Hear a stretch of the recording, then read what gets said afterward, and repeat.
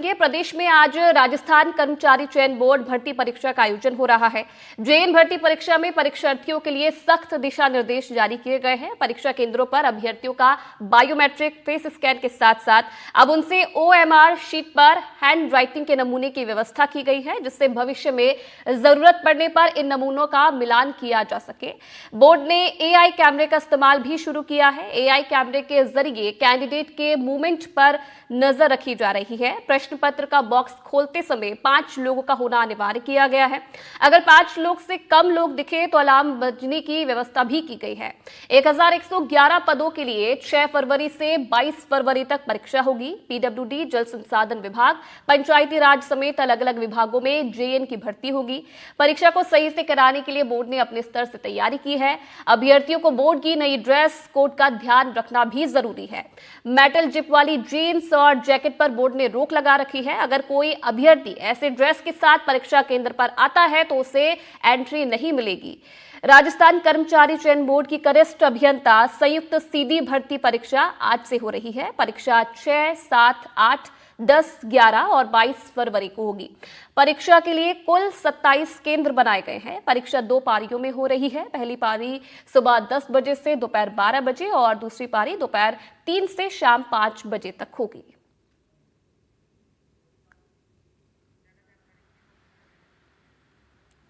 और इस खबर पर और ज्यादा जानकारी के लिए हमारे साथ हमारे संवाददाता पवन सीधा लाइव जुड़ गए हैं। पवन, जेएन का एग्जाम आज हो रहा है, क्या तैयारी, क्या सुरक्षा व्यवस्था प्रशासन की तरफ से की गई है परीक्षा के लिए?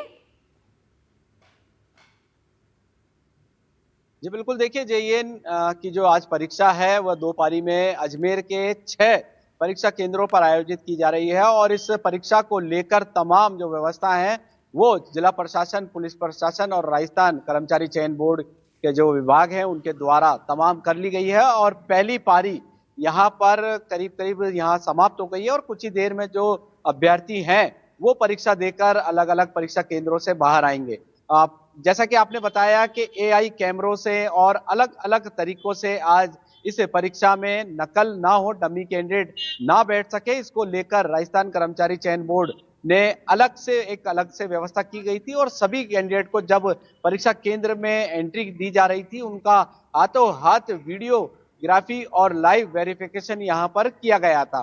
फिलहाल अभी तक पहली पारी की परीक्षा है जो सफलतम यहाँ पर समाप्त हो गई है और किसी प्रकार की कोई दिक्कतों वाली बात यहाँ पर नहीं आई है, ना ही कोई डमी कैंडिडेट की बात सामने आई है, कोई नकलची पकड़ने की यहाँ पर बात सामने आई है। दूसरी पारी भी अभी कुछ ही देर में यहाँ पर शुरू होगी और करीब 1111 पदों के लिए भर्ती का आयोजन यहाँ पर किया जा रहा है और करीब 1 लाख से ज्यादा अभ्यर्थी इस परीक्षा में शामिल हो रहे हैं। मैं इस वक्त खड़ा हूं अजमेर के सावित्री गर्ल्स कन्या महाविद्यालय के सामने, जहां पर भी सैकड़ों अभ्यर्थियों ने इस परीक्षा का आयोजन दिया है और तमाम जो थाना अधिकारी हैं, सीओज हैं, आरएस अधिकारी हैं, उनको नोडल अधिकारी बनाया गया है।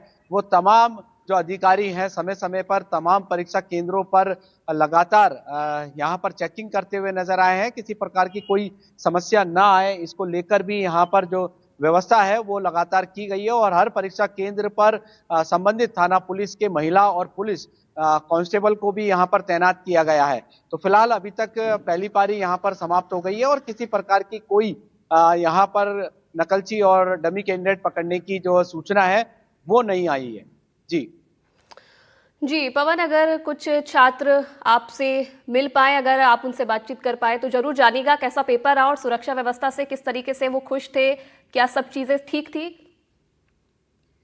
जी जी, यहाँ पर देखिए जो कैंडिडेट हैं उनसे कोशिश करते हैं, वो आ रहे हैं धीरे धीरे यहाँ पर बाहर की तरफ। उनसे हम बात करने की कोशिश करते हैं किस तरीके का पेपर रहा, कितने तैयारियां उनके द्वारा की गई थी। भैया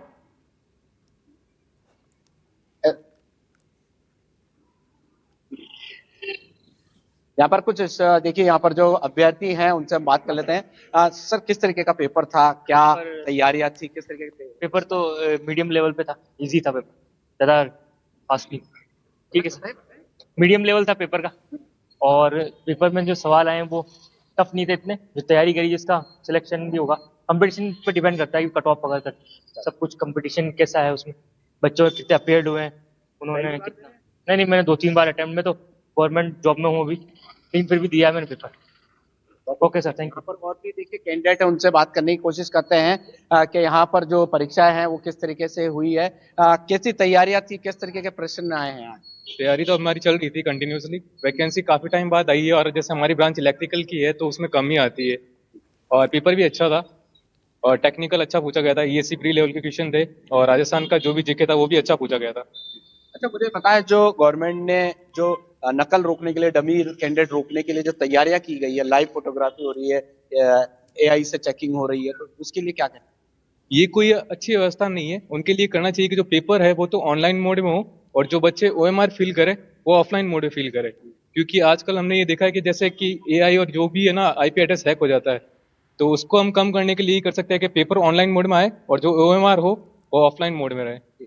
और ये बताएं, जैसे कि वेरिफिकेशन के लिए, और सबसे बड़ी बात को हमारे शीट पर भी हेडराइटिंग का नमूना लिया गया है। जैसे वो तो अगर वेरिफिकेशन के लिए आधार लिंक बहुत ही अच्छा है ऑप्शन।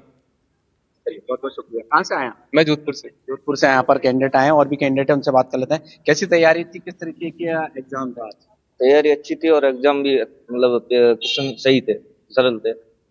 जीके इजी था और न्यूमेरिकल का भी क्वेश्चन थे इंजीनियरिंग में। और जो डमी कैंडिडेट नकल रोकने के लिए जो व्यवस्था है उसके लिए क्या कहेंगे। नहीं सर, व्यवस्था बहुत अच्छी थी और प्रॉपर तरीके से जांच हुई है। कितने नंबर का पेपर। 120 क्वेश्चन थे, 120 नंबर। नेगेटिव मार्किंग 1/3 की है, 0.33। हम बाड़मेर से, बाड़मेर जयेश चारण।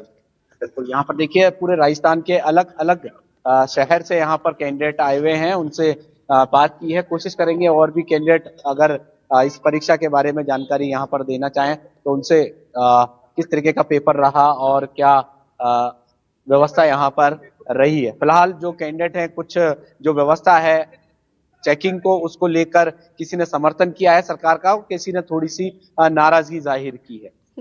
भैया एक सेकंड यहाँ पर आप आए, थोड़ा सा बताएं किस तरीके का एग्जाम था और क्या तैयारियां की थी। थोड़ा सा जी जी सर, मेरा नाम राकेश जेलिया है। मैं बीटेक इलेक्ट्रिकल डिग्री से हूँ। ये राजस्थान पीएचडी का एग्जाम था इलेक्ट्रिकल और मैकेनिकल डिग्री होल्डर के लिए।